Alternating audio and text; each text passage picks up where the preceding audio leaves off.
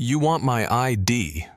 Then you better be absolutely sure you want to go down this road, officer, because once I take this out, your career is over.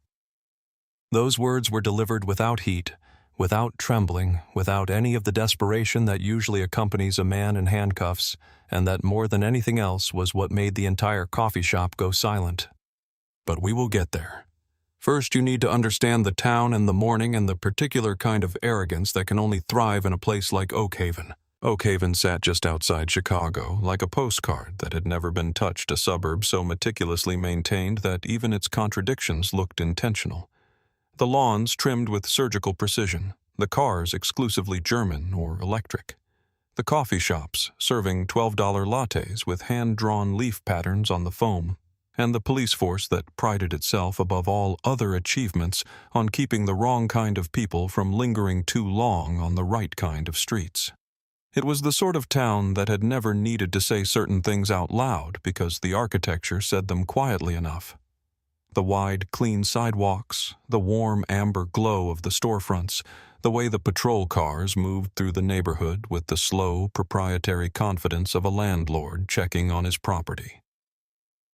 Into this particular Tuesday morning stepped Special Agent Darius Cole. He was 49 years old, broad-shouldered, unhurried, wearing a charcoal Armani suit that had cost more than most people's car payments, and he walked with the specific kind of natural authority that has nothing to do with performance and everything to do with knowing in your bones and your history and the scar tissue of 2 decades of federal work exactly who you are.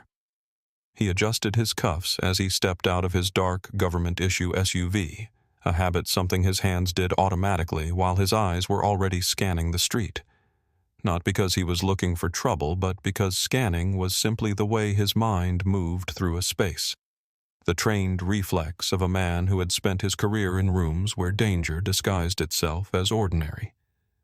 Darius Cole was the assistant special agent in charge of the FBI's Civil Rights Division. He had grown up in the rougher parts of South Side.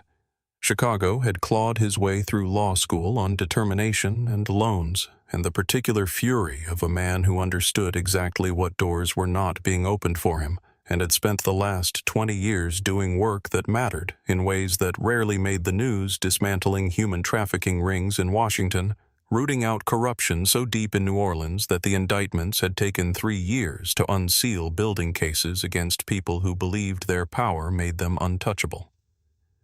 Today, however, he was not hunting criminals. He was hunting caffeine. He was early for a joint task force meeting with District Attorney Noel Ferris, who had suggested Grind and Grace on Millbrook Avenue, a place where the menu used the word artisanal 4 times, and the baristas wore aprons that matched the exposed brick.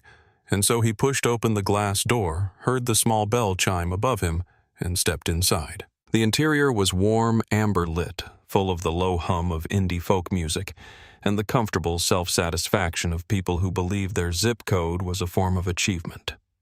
The conversation didn't stop when Darius entered, but it stuttered a half-beat pause, the kind that most people would miss, but that Darius had learned to read like weather, and then resumed a little more carefully, a little more aware of itself. He moved to the counter. The barista, a college student named Jessica, looked up and blinked, her smile faltering for a fraction of a second before she reassembled it. He ordered black coffee, dark roast a blueberry scone for here paid, and moved to the pickup counter with his phone already out reading a message from his deputy director. The indictment is sealed. We move on the cartel at noon. He allowed himself a small, private satisfaction that had nothing to do with the room around him. He found a table near the window. He sat. He crossed his legs and took the first sip of his coffee, watching the street for Noel's silver Mercedes. 2 tables away, a 9-year-old girl named Lily looked up from the paper napkin she was drawing on. She had been making something that might have been a house or might have been a flower. It was difficult to tell, and watched him with the open, uncomplicated curiosity of a child who had not yet been taught to pretend she didn't notice things. Her red backpack was hooked on the back of her chair. Her mother was reading something on her phone. Lily watched Darius for a long moment, then went back to her drawing, adding a new figure in the corner of the napkin. a tall stick man in what appeared to be a very detailed rectangle that was probably supposed to be a suit. Officer Grant Loomis had been on patrol since 6:30 that morning and had found absolutely nothing worth doing, which was the kind of problem that ate at him more than he could have articulated if someone had asked. He was 38 years old, a 10-year veteran of the Oak Haven Police Department with a platinum blonde buzzcut going silver at the temples, in a way that made him look colder than he intended, a neck that strained against his collar, and a personnel file that had grown thick over the years with excessive force complaints. 16 of them stretching back to his 3rd year on the force, each one reviewed, each one closed, each one signed off on by an internal affairs process that happened to be run by his brother-in-law. He had peaked in high school in the way that certain men peak in high school, and he had spent the decade since working in a town that confirmed over and over that the instincts he trusted were the right ones, because nothing had ever happened to suggest otherwise. He drummed 2 fingers against the steering wheel in a slow, uneven rhythm, his eyes dragging across the storefronts of Millbrook Avenue with the restless, hollow hunger of a man who had not been genuinely needed in a very long time. Oak Haven was quiet. It was always quiet. The quiet that morning felt personal. His patrol car rolled past Grind and Grace at 8:14 a.m., and his eyes moved to the window, the way they always moved to windows scanning cataloging, and he saw the patrons, the women with the small dogs, the men in the fleece vests, the barista behind the counter, all of it familiar and unremarkable, and then he saw Darius Cole, a tall black man in an expensive suit sitting alone at a window table watching the street. Loomis's mind, shaped by a decade of prejudiced instinct and an internal affairs department that had never once pushed back, assembled a narrative in less than 3 seconds that had nothing to do with evidence and everything to do with the story he already needed to be true. He's casing the place, Loomis thought, or waiting for something. Doesn't belong here. He did not call it in. He did not run the plates of the dark SUV parked outside. He did not look for a report or a complaint or a single piece of information that might complicate the story already forming in his chest. He simply pulled the cruiser to the curb, put it in park, adjusted his belt, and stepped out with the slow, certain authority of a man who had never once been made to question his own judgment. Inside Grind and Grace, 2 tables from the window. Lily's crayon slowed without stopping as the patrol car parked outside. She filed the officer away the way children file away things that feel wrong before they have words for why. The heavy door opened and the familiar jingle of belt equipment filled the café, and the low hum of conversation did not stop, but it thinned the way sound thins in a room when everyone is suddenly paying attention to one thing while pretending to pay attention to something else. Loomis crossed the floor with manufactured purpose, each step calibrated to project authority. His eyes fixed on the window table, and Darius registered him before he was halfway across the room. The footsteps, the jingle, the shift in the room's atmosphere, and set his phone face down on the table and looked up and arranged his expression into the bureau face, neutral, unreadable, giving absolutely nothing away. Loomis stopped at the table and let the silence sit, his shadow falling across the phone screen, a power move that no academy had taught him, but that he had been practicing for years without realizing it. "You live around here?" Loomis asked, his thumbs hooked into his vest. Darius picked up his coffee cup. "Is there a problem?" "I asked you a question. Do you live in this neighborhood?" "I don't see how that's relevant," Darius said, his voice a deep, unhurried baritone. "I'm a paying customer having a coffee." Loomis shifted his weight. "We've had some complaints, reports of suspicious activity, men matching your description, loitering in businesses, making people uncomfortable." A woman at a nearby table pressed her lips together. Someone's coffee cup clinked against a saucer, and then there was no other sound. Darius looked at Loomis with eyes that had sat across from cartel bosses and serial killers, and watched them try to negotiate their way out of the inevitable, and said with a patience that was itself a form of pressure, "Matching my description. A man in a 3-piece suit eating a scone. Loomis's face reddened. His jaw tightened. This was the moment, the clear, undeniable fork in the road, where a smarter officer, a more self-aware officer, would have recognized that the man sitting in front of him spoke with the specific kind of calm legal precision that usually meant he had the power to back it up, and would have walked away, manufactured a reason, anything but. Loomis was not that officer, had never been that officer, and had never once, in 10 years, been forced to become him. 2 tables away, Lily had stopped drawing entirely. Her crayon rested on the edge of the napkin. She watched Loomis with the direct, unfiltered attention of a child who has not yet learned that looking away is sometimes expected of you. "Stand up," Loomis said. "I want to see some ID now."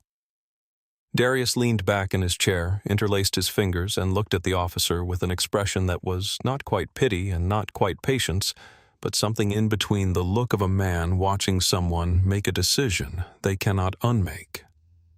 "Officer," he said quietly, "I have not committed any crime. I have not broken any law. I have not been asked to leave by the establishment. Unless you can articulate a specific, reasonable suspicion that I am involved in criminal activity, I am going to finish my coffee."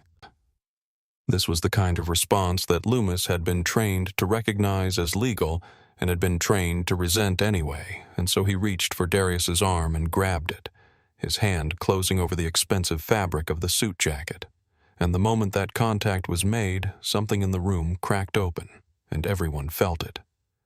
"Get your hands off me," Darius said. Not shouted, stated the way you state a fact about the weather. "You're resisting," Loomis shouted back. His voice climbing, playing to an imaginary camera he hoped would validate him later, and he yanked Darius upward.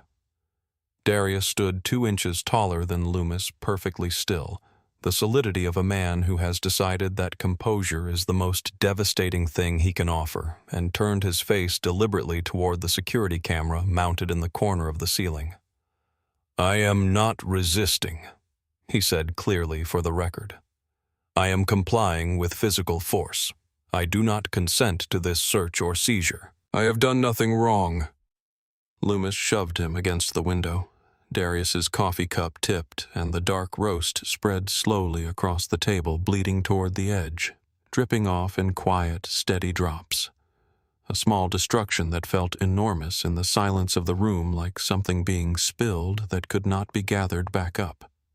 The first cuff clicked onto Darius's left wrist with a sound that rang through the café like a struck note. The cold steel bit into his skin, and Darius closed his eyes for exactly 1 second, not in fear, not in defeat, but in the specific ancient exhaustion of a man who has been here before in 100 different forms, and has learned that the only way through is through. Then he told Loomis about the badge wallet in his inside pocket. Loomis pulled it out, flipped it open, and the gold FBI badge caught the light of the Edison bulbs overhead. Heavy detailed the eagle at the top, the bold blue letters. Federal Bureau of Investigation. Special Agent Darius Cole. Loomis stared at it. His brain tried to process the information and failed. Fake something told him. It has to be fake. He tossed the badge onto the coffee-soaked table with a sneer, declared it evidence of impersonation, and clicked the second cuff onto Darius's wrist. The room gasped. A man in a gray wool coat rose halfway from his chair and said, the badge looked real, and Loomis shouted him back down, and Lily's mother pulled Lily close, one arm wrapping around her daughter's shoulders, and Lily did not look away from Darius's face, watching him the way you watch someone in water who has decided very deliberately not to drown. They marched out through the front door of Grind and Grace with Loomis's hand on Darius's arm, and the patrons who had been frozen in their seats for the last 10 minutes were already moving. Not toward the door, not toward intervention, but toward their phones, held low and angled carefully, the small red recording lights blinking in the amber warmth of the café like tiny patient witnesses. Outside on Millbrook Avenue, the morning air was crisp and sharp, carrying the smell of fallen leaves in someone's distant fireplace. and Loomis pressed Darius against the hood of the patrol cruiser with a force that had nothing to do with necessity and everything to do with the particular violence of a man who feels his authority slipping and tries to recover it through weight, and the metal of the hood was cold through the fabric of the suit, and Darius pressed his cheek against it and said nothing. Loomis found the service weapon in its holster, a Glock registered to the United States government, and jumped back as though it had bitten him, drawing his own weapon, shouting "gun" at a volume designed to justify what was coming rather than describe what was actually happening. "I am a federal agent." Darius set his face against the hood, his voice carrying cleanly to the 3 phone cameras recording from across the street. "That is my service weapon. It is registered to the United States government. Please note that I am not resisting."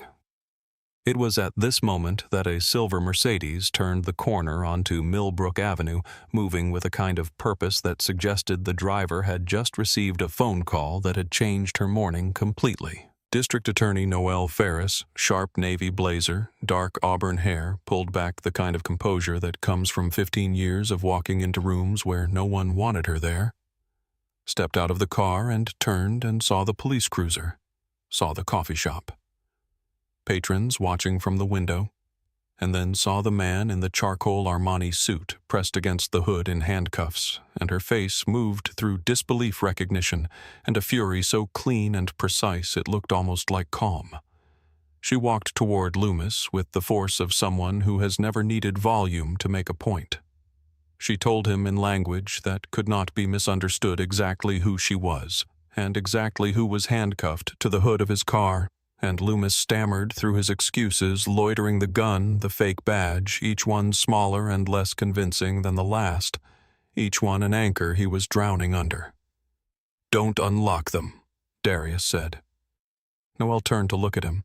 "Don't unlock them," he repeated, and there was something in his voice, not anger, not even certainty exactly, but something deeper than both the tone of a man executing a plan that was already several steps ahead of everyone in the street.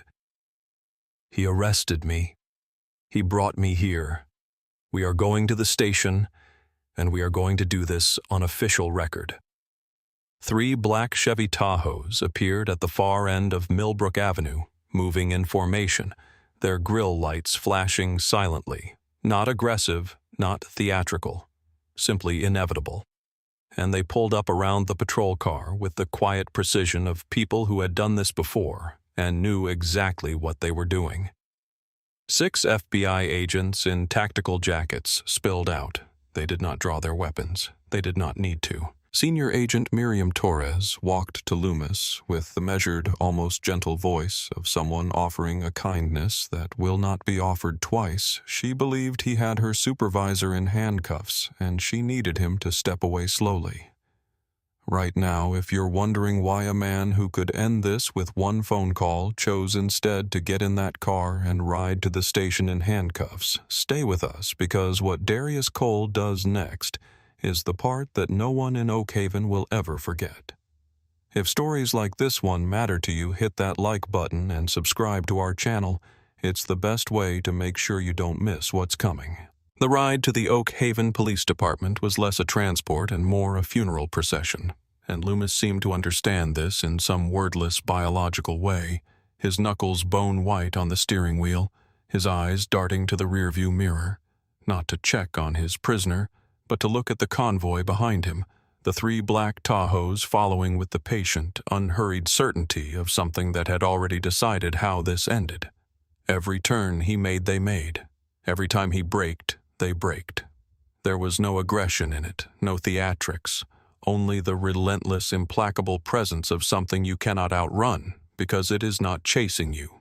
It is simply accompanying you toward the place you were always going to arrive. In the back seat, Darius sat with his hands behind him and watched the manicured lawns of Oak Haven roll past the window, the immaculate hedges, the children's bicycles locked to front porch railings, the sprinkler systems ticking through their morning routines, as though the world were completely ordinary, and he thought with the methodical calm of a man who does his best thinking in the eye of a storm about Title 18, Section 242 of the United States Code. deprivation of rights under color of law. He had written briefs about it. He had argued it in federal court. He had explained it to juries in language simple enough for anyone to understand. And now he was living it. And the living of it was both infuriating and, in some cold professional corner of his mind, almost clarifying. "You're quiet back there," Loomis said, his voice cracking slightly at the edges, revealing the hollow center beneath the bravado. Darius said nothing. "I said you're quiet." Loomis's hands tightened. "Look, if you just apologize for resisting, maybe I can talk to the chief. We get this down to a citation, you walk away clean. Nobody has to make a federal case out of it." He paused, apparently unaware of the specific irony of that phrase. Darius turned his head and looked through the plexiglass divider, finding Loomis's eyes in the rearview mirror, and held them. "Officer Loomis," he said, his voice so devoid of emotion it was almost peaceful, "you are operating under the impression that this is a negotiation. It is not. The act has been committed. The timeline is set. Everything you say to me between now and the station is evidence I will present at your sentencing hearing. So," he paused, "drive the car." Loomis slammed one hand against the steering wheel, a small, frustrated violence, and said nothing more. The station appeared at the end of the block, the familiar blue and white sign, the flag out front, the building that had always been a safe harbor for Loomis in the way that institutions become safe harbors for the people they protect without question. But as they pulled into the parking lot and the three Tahoes swung in behind them, blocking the exit in a smooth, practiced maneuver, the building did not look like a harbor anymore. It looked like a closing jaw, and Loomis was already inside it and had been without knowing it since the moment he tossed that badge onto a coffee-soaked table. Desk Sergeant Raymond Kowalski was 56 years old and had been working the booking desk at Oak Haven PD for 11 of them, and in that time he had developed the specific expertise of a man who can read the room before anyone has spoken, the way a musician hears a chord going wrong before it fully resolves. And so when the door from the Sallyport opened, and Loomis walked in with a prisoner in an Armani suit and an expression like a man walking toward a cliff he has already gone over, Raymond looked up from his sandwich and understood in a single sweeping glance that something was deeply wrong. "Hey, Bryce, what have you got?" he asked anyway, because that was the job, and because a half-second of normalcy sometimes told you what you needed to know about a situation. "Process him," Loomis said, pushing Darius toward the counter with a grip that was already loosening, already uncertain. "Disorderly conduct, resisting arrest, impersonating a federal officer." Raymond looked at the prisoner. He looked at the expensive suit. He looked at the posture, the particular stillness of a man who was not defeated, was not afraid, was simply waiting with the patience of someone who already knew how the next hour was going to unfold. And then he looked out through the glass of the booking room door at the lobby where 6 FBI agents in tactical jackets were quietly and professionally making themselves impossible to ignore. He set his sandwich down. Loomis was sweating through his uniform, now small, dark patches spreading at the collar, and he kept his eyes fixed on the counter as though looking at the lobby might confirm something he was not ready to have confirmed. "Raymond?" Loomis said, his voice dropping. "Just book him." Raymond said slowly without moving. "Bryce, look at the monitors." The wall of security screens above the booking counter showed the lobby in real time. District Attorney Noelle Ferris at the front desk, leaning forward with an intensity that was clipping the audio on the camera microphone, her voice loud enough to carry through the glass. And behind her, visible through the front doors, a news van was already angling into the parking lot with the unhurried efficiency of a vehicle that knew it was going to be there for a while. Loomis looked at the monitors and said nothing. Darius leaned forward against the counter, the handcuffs clinking against the laminate, and said, "My name is Special Agent Darius Cole. I would like to speak to your chief." The door behind Raymond flew open. Chief Douglas Merritt came through it with his phone pressed to his ear, and his face the color of a man who has just been told something that has changed the nature of his afternoon completely. He was silver-haired, broadly built, with the specific kind of golf course tan that accumulates over years of long lunches and short afternoons, and his temper was legendary in the department for its volatility and its speed. But what crossed his face when he looked at Darius Cole was not anger. It was the pale, particular expression of a man counting the cost of something that has already happened and cannot be undone. He hung up the phone. He looked at Loomis. He said very quietly, "Take those cuffs off him." "Chief," he resisted. He had a fake, "Take them off." The sound of it bounced off the concrete walls. Loomis fumbled for his keys. His hands were shaking badly enough that the keys slipped from his fingers and clattered to the floor, sliding toward Darius's feet, and the sound of them landing in the silence of the booking room was somehow worse than everything that had come before it. Darius looked down at the keys. Then he looked up at Loomis. "Pick them up," he said. Loomis bent down slowly in his uniform in front of his chief and his desk sergeant and the security camera and the FBI agents visible through the glass, and picked up the keys and unlocked the handcuffs, and the entire room seemed to exhale and then hold its breath again. Darius rubbed his wrists. He adjusted his jacket. He looked at Merritt. "I'm keeping the cuffs," he said. "Evidence. Bag them." Then he said that he wanted to file a formal complaint, and that he wanted to use the interrogation room, and that he wanted Loomis in the squad room immediately writing his arrest report alone without a union representative, without time to coordinate a story. Raymond Kowalski, still standing behind the counter, watched all of this with the expression of a man doing quiet arithmetic.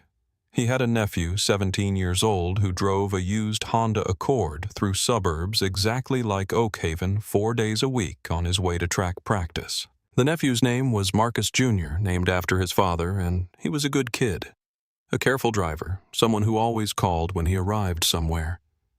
Raymond thought about the nephew standing in the booking room instead of Darius Cole in different clothes, without the badge, without the 20 years, and the arithmetic came out the same way it always did when he did it, and he did not like the answer.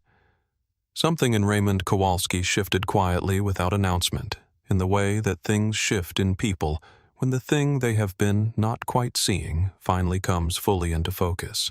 The interrogation room at Oakhaven PD was exactly what interrogation rooms are always exactly: cinder block walls painted the specific shade of beige that suggests both institutional budget and institutional indifference.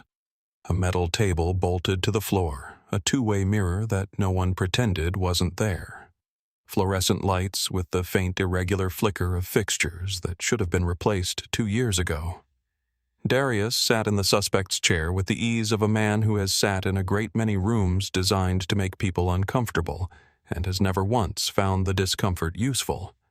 Chief Merritt sat across from him, his hands folded on the table, his political smile deployed with the reflexive precision of a man who has been relying on it for 30 years. Noelle Ferris stood in the corner with her arms crossed, watching. "Agent Cole." Merritt began smoothing his tie. "I want you to know that Oakhaven PD takes incidents like this extremely seriously. Officer Loomis is old school. He's a family man. He makes mistakes, but we can address this internally, and I can personally guarantee—" "I have 3 children," Darius said. Merritt stopped. "My eldest is 18. He drives a Honda Civic. He drives through towns like this one on his way to college visits." Darius looked at the chief with eyes that were not angry and not performative and not anything except truthful. "If Officer Loomis had pulled him over instead of me, would my son be sitting in this chair, or would I be identifying him somewhere else?" He let the question sit in the room for a moment, long enough for it to become the furniture. "I'm not asking you to answer that. I'm telling you what this is actually about." Merritt tugged at his collar. "That's speculative. We're here to discuss the incident." "We're here to discuss a pattern," Darius said.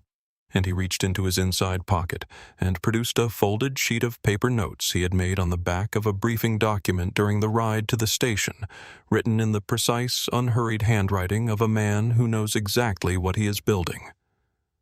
Officer Loomis has 16 excessive force complaints filed against him over 6 years.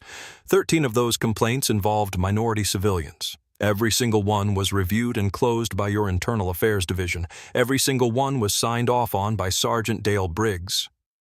He paused. Who is, I believe, Officer Loomis's brother-in-law?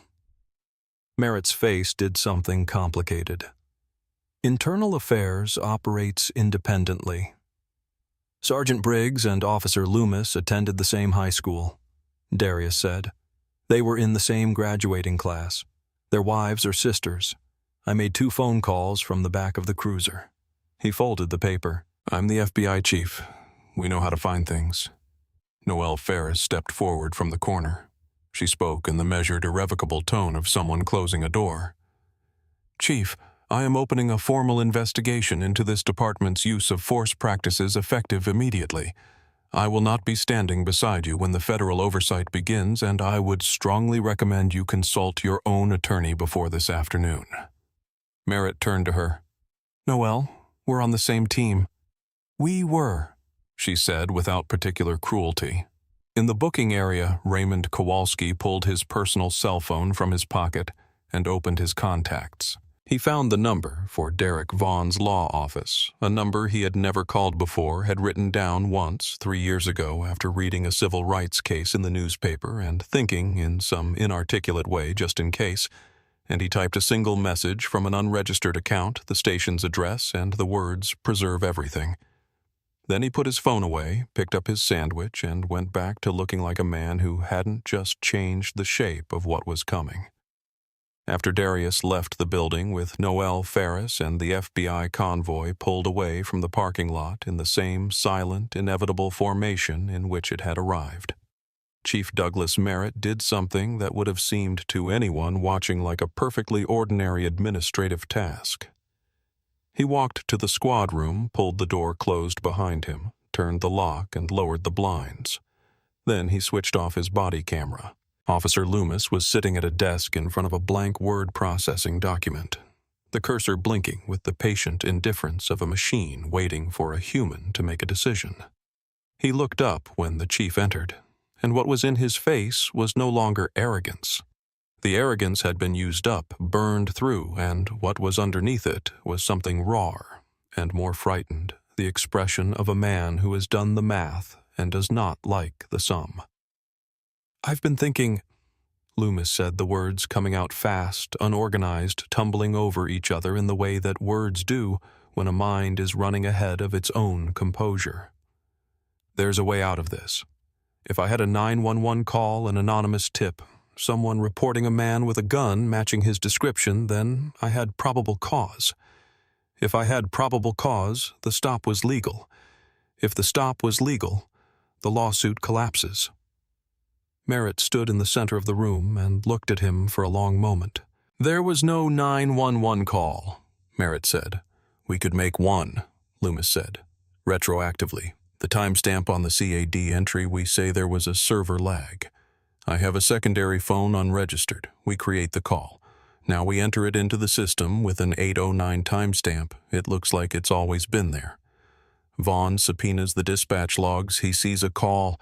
He can't build a civil rights case if I had a legitimate reason for the stop. The room was very quiet. Merritt thought about his pension.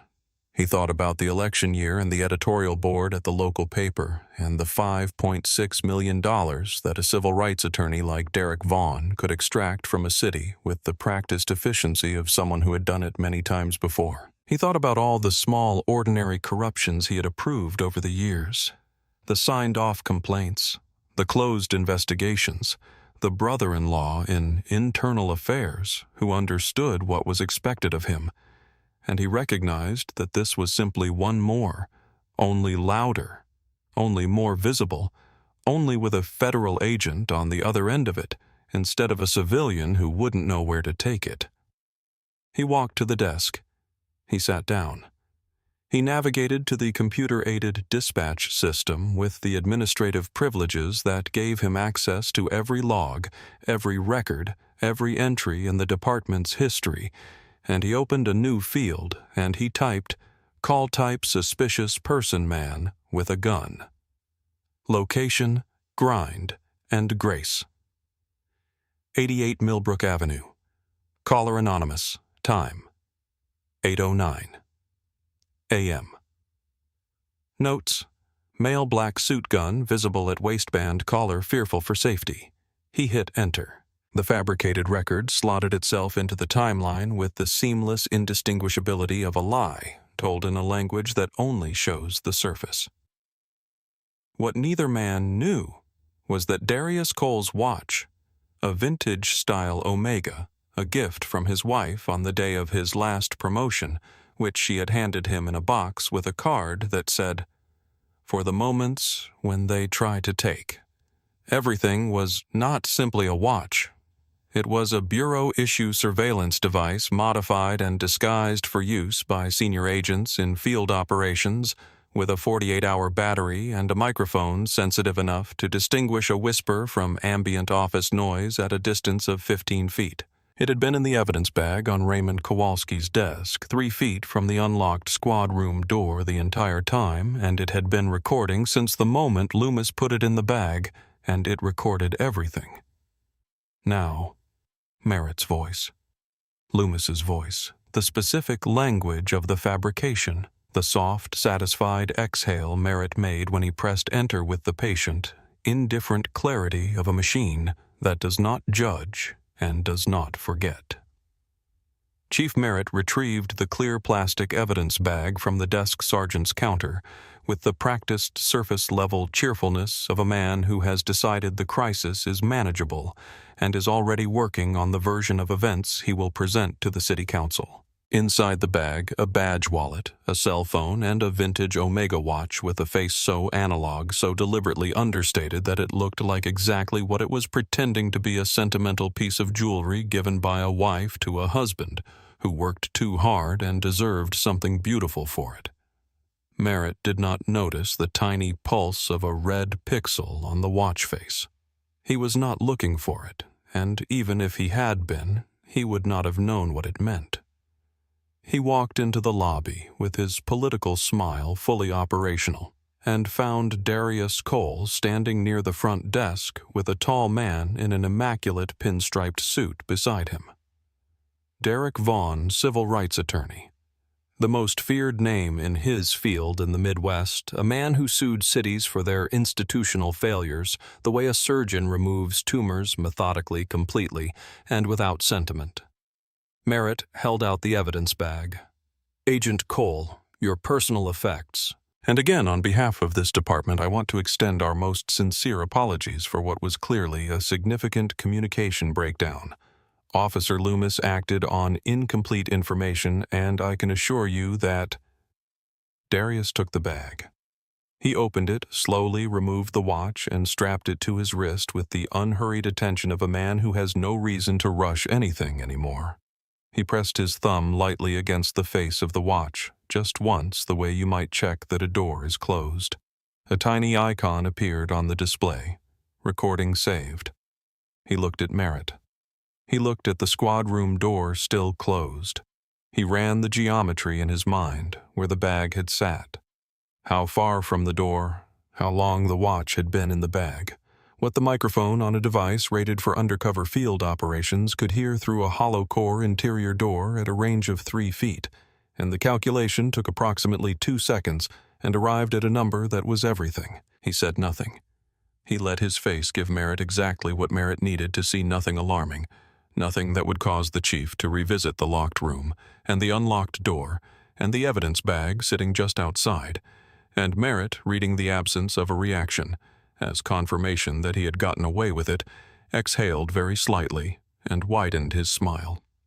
Outside in Vaughn's black sedan, Darius plugged the watch into a small field reader and played the audio back through a single earpiece, and then he handed the earpiece to Vaughn and watched the attorney's face as Merritt's voice came through, and then Loomis's voice, and then the soft percussion of the enter key being pressed, and a career ending.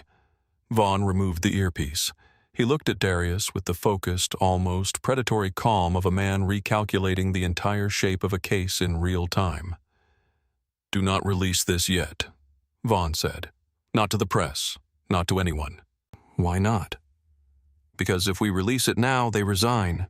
They apologize. They get probation and a sad press conference, and Oak Haven moves on in 6 months."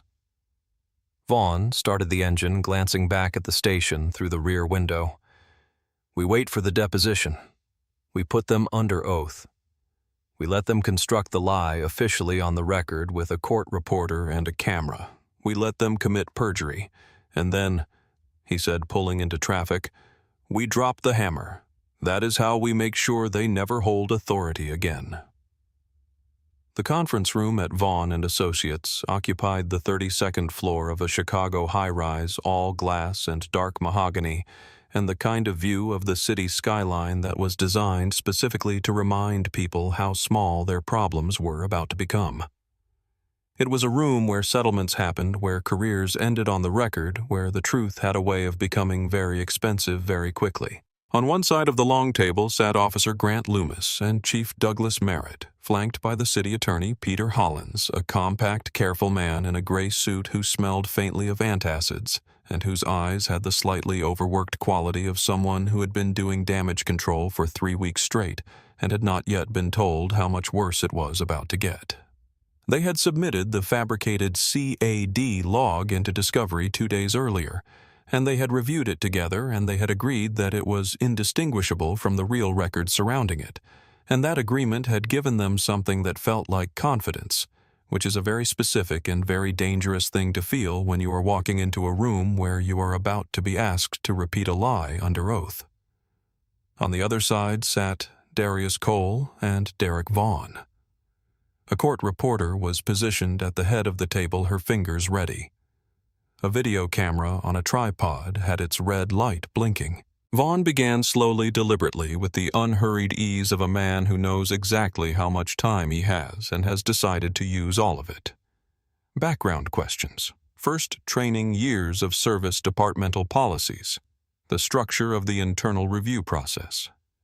Loomis answered with the rehearsed fluency of a man who had spent 3 weeks preparing for this, each response landing with the slightly too smooth quality of something that has been practiced rather than remembered. Then, "Officer Loomis, walk me through your reason for entering Grind and Grace on the morning of October 14th. Loomis straightened in his chair. "I was responding to a dispatch call. Report of a man matching the suspect's description, black male suit gun visible at the waistband, came through on my terminal at 8:09 a.m. You received this call before entering the establishment." "Correct. And you are testifying under oath that this dispatch record existed before you made contact with Mr. Cole?" "Absolutely." Loomis's voice did not waver. Only the microscopic twitch in the corner of his left eye, the tell that Darius had been watching for since the deposition began, moved. "I followed protocol. I responded to a citizen report. The stop was fully justified." Vaughn turned to Merritt. "Chief, you personally retrieved and reviewed the dispatch logs. Can you verify their authenticity for the record?" Merritt adjusted his tie, a small, unconscious gesture. "Yes. I pulled the logs myself within 2 hours of the incident. The call came in at 8:09 a.m., consistent with Officer Loomis's account. The record is genuine." Darius sat perfectly still through all of it, watching, not reacting, his hands flat on the table in front of him, his face giving back exactly nothing. He had waited 3 weeks for this moment. He had constructed it with Vaughn with the specific patience of men who understand that the truth is not always the first thing that arrives in a room, but it is always the last thing standing. Peter Hollins. The city attorney had been clicking his pen throughout the deposition in the unconscious rhythm of a man managing low-grade anxiety. And now, as Vaughn reached into his briefcase, the clicking stopped. The room noticed. Derek Vaughn placed a USB drive on the table between the two sides, with the quiet certainty of a man setting down a key.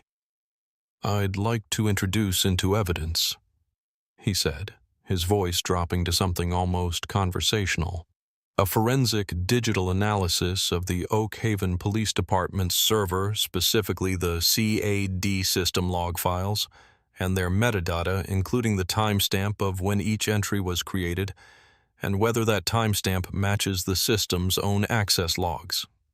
Peter Hollins stopped breathing for a moment. "The metadata on the dispatch entry you have both testified to," Vaughn continued, without hurry, "shows that it was created at 4:47 p.m. on the day of the incident, not 8:09 a.m., not before Officer Loomis entered Grind and Grace, at 4:47 p.m., more than 8 hours after the arrest." He let that sit. "The entry was backdated. The CAD system does not allow standard users to backdate entries, which means whoever created this record had administrative privileges. Chief Merritt, you testified you have administrative access to the CAD system. Is that correct?" Merritt's mouth opened and nothing came out. "In addition," Vaughn said, reaching forward and plugging the USB into his laptop, "I have an audio recording." "Objection," Hollins said, but his voice had lost its architecture. "On what basis?" "My client is a senior federal agent who carries a bureau-issue surveillance device as part of his standard field equipment," Vaughn said. "When his personal effects were seized and placed in an evidence bag, the device continued to operate. It was sitting approximately 3 feet from the squad room door for 47 minutes. He looked at Merritt. "The door that you locked, Chief, the door next to which you switched off your body camera." He turned up the volume. The voice of Chief Douglas Merritt filled the conference room, clear and unmistakable, and completely irreversibly real. "We just need probable cause. The time of the incident was around 8:20, so we need a call at 8:09. Then Loomis, "It looks real." Then Merritt, "It is real now. When that lawyer subpoenas the logs, this is what he gets." The silence that followed was the particular kind of silence that has weight and texture. The silence of 2 careers ending simultaneously in a mahogany room on the 32nd floor, while a court reporter typed every second of it into the permanent record. Loomis looked like he had stepped off a ledge and was still processing the fall. Merritt stared at the table, his mouth slightly open. The golf course tan faded to something gray and deflated, his hands very still in a way that hands go still when a body has stopped receiving useful instructions. Peter Hollins closed his folder. He pushed his chair back approximately 6 inches, the precise physical distance of a man separating himself from something he has just understood he cannot survive proximity to. "I need to call the mayor," Hollins said. "There will be no recess," Darius said. He stood up, and for the first time in the entire deposition he was simply himself, not performing patience, not managing a room, not making a strategic choice about what to reveal. He was the assistant special agent in charge of the FBI's Civil Rights Division, and he looked exactly like it. The conference room door opened. 4 FBI agents in suits entered, and the handcuffs on their belts were not decorative. Grant Loomis and Douglas Merritt were placed under arrest conspiracy to deprive civil rights obstruction of justice perjury in the same room where 20 minutes earlier they had believed they were winning. Vaughn turned to Peter Hollins, who had gone the color of office paper. "The settlement is $5.6 million and a federal consent decree over Oak Haven PD.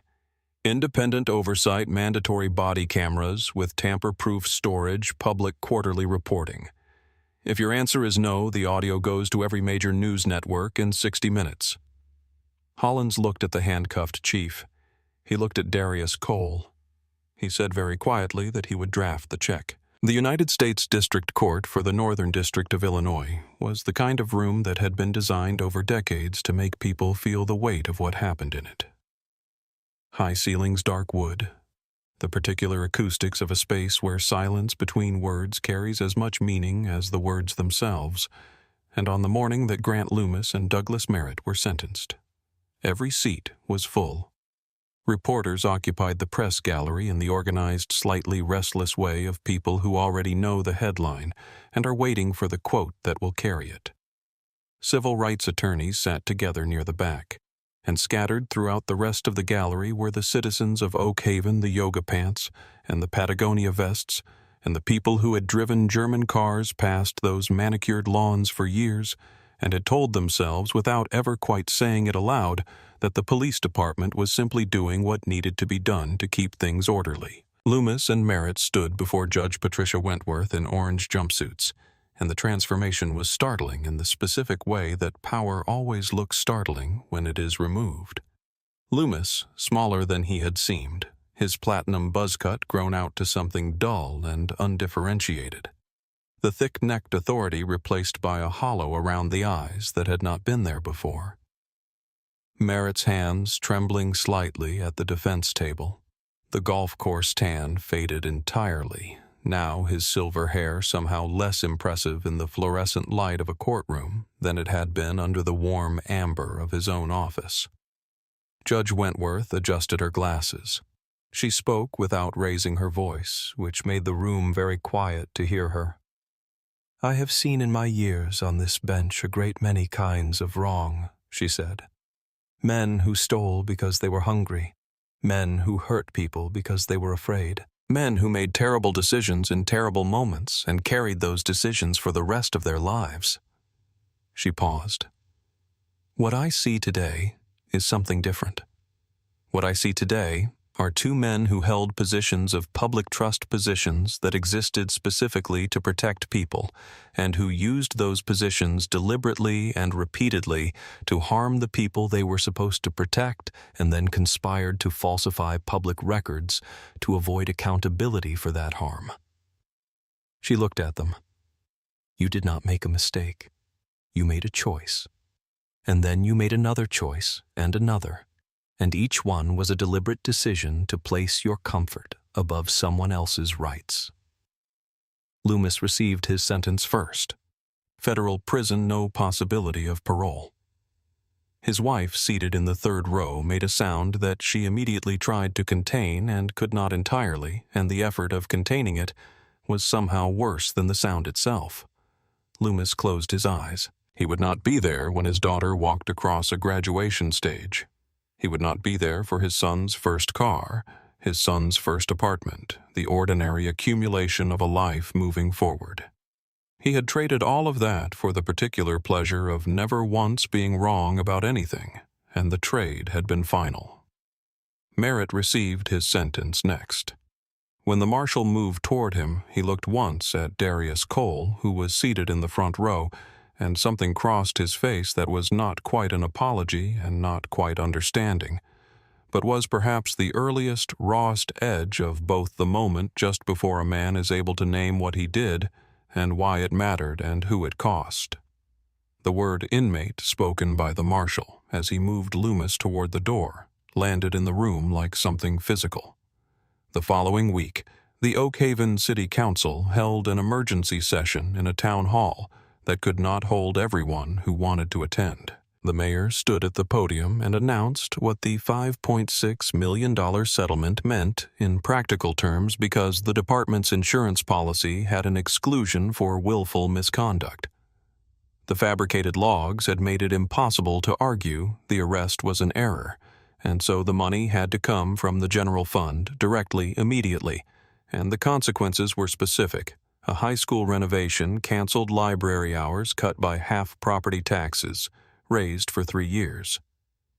The room did not take it quietly, and in the third row of the town hall, Lily sat beside her mother with her red backpack on her lap, watching the mayor speak.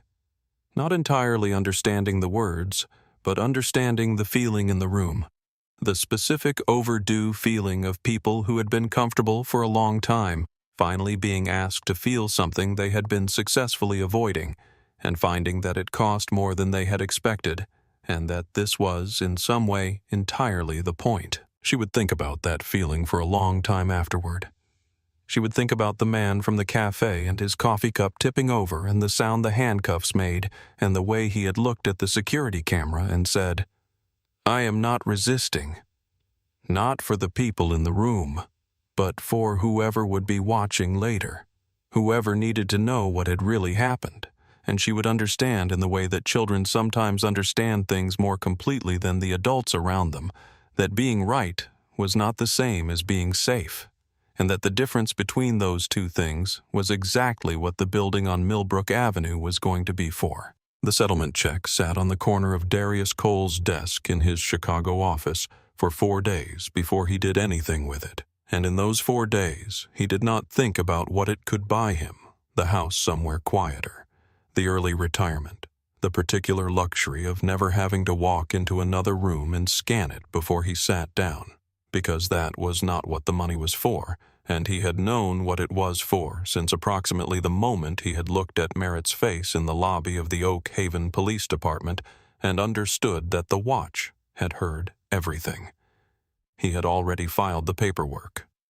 The entire $5. $6 million would establish a non-profit legal defense organization headquartered in Oak Haven, staffed by civil rights attorneys with the specific mandate to audit every arrest the department made, represent without charge every person who was wrongfully stopped, searched or detained, and file a formal complaint every single time the department stepped outside the boundaries of lawful conduct. It would be funded in perpetuity by the settlement. It would be reviewed annually by a federal oversight board. It would operate 2 blocks from Grind and Grace on the corner of Millbrook and 3rd, in a building that was being renovated right now and whose sign already in production would read the Loomis Merritt Center for Civil Rights. Noel Ferris, who had resigned as district attorney and was now in private practice, read the name on the brochure and laughed a genuine laugh, the kind that surprised her, and then looked at Darius with something that was not quite awe and not quite disbelief, but contained elements of both. "You named it after them," she said.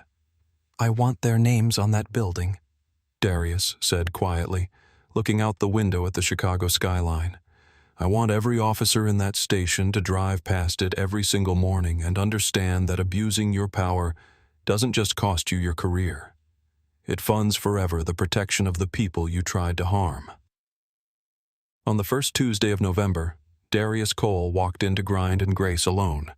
No FBI convoy, no attorney in a pinstriped suit, no cameras, no reporters, no significance visible to anyone who happened to be looking. Just a man in a charcoal suit pushing open a glass door, hearing the small bell above it chime, stepping into the warm amber light and the low hum of indie folk music. Jessica was behind the counter. She had been there on the morning of October 14th, and she was here now, and when she looked up and saw him, her hands went still for a moment, not in fear, not in the faltering uncertainty of that first morning, but in something quieter and more considered, the recognition of a person who has thought about a moment many times and is now standing inside it. She met his eyes when she handed him the cup. She said simply, "It's good to see you back." He said thank you and meant it entirely. He found the same window table. He sat. He crossed his legs and took the first sip of the dark roast and watched Millbrook Avenue through the glass, the morning foot traffic, the German cars, the patrol car that rolled past slowly at 8:22 a.m. The officer inside it glancing at the café window and continuing without stopping. Everything ordinary. Everything unremarkable. The absence of an incident being its own kind of statement about what had changed. On the table beside his, someone had left a paper napkin. On it, in the uncertain, enthusiastic lines of a child's hand, was a drawing, a tall stick figure in a carefully detailed rectangle that was clearly supposed to be a suit, standing very straight, surrounded by smaller figures, all looking at him. In the corner of the napkin, in large looping letters that were just barely legible, "The man who didn't move." Darius looked at the drawing for a long time. Then he picked it up, folded it carefully, and put it in the inside pocket of his jacket, close to where the badge wallet always sat. Grant Loomis and Douglas Merritt began their federal sentences in separate facilities, and Oak Haven PD was placed under a consent decree that brought independent federal monitors into the department, mandatory body cameras with tamper-proof cloud storage, and a civilian review board with actual authority, not because anyone in the department had asked for accountability, but because the price of operating without it had finally been calculated in dollars, specific enough for a city council to vote on. The Loomis Merritt Center for Civil Rights opened its doors on a gray November morning without a ceremony, without a ribbon, without speeches, just a sign on a building and a phone number on a website, and 4 civil rights attorneys sitting at desks waiting for whoever needed them first. In its first 30 days, it took 11 cases. It won 4 of them. It filed formal complaints against the department twice. The officers who drove past it on their way to morning shifts did not discuss it openly, but they all knew it was there. And knowing changed something that could not be fully measured, but could absolutely be felt in the way people inside the building began to think about decisions before they made them. Darius Cole went back to the work that had always been his real work, the large organized darkness, the cases that took years, the kind of justice that does not arrive quickly or cleanly, but arrives nonetheless. He did not give interviews about Oak Haven. He did not need to. 2 blocks from the coffee shop where a man in a platinum buzzcut had once decided that a black man in an Armani suit had no business being comfortable. A building stood with 2 names on it in large permanent letters, and every morning the light fell across those letters, the same way it falls across everything in a town that thought it had nothing left to learn honestly and without mercy and without looking away.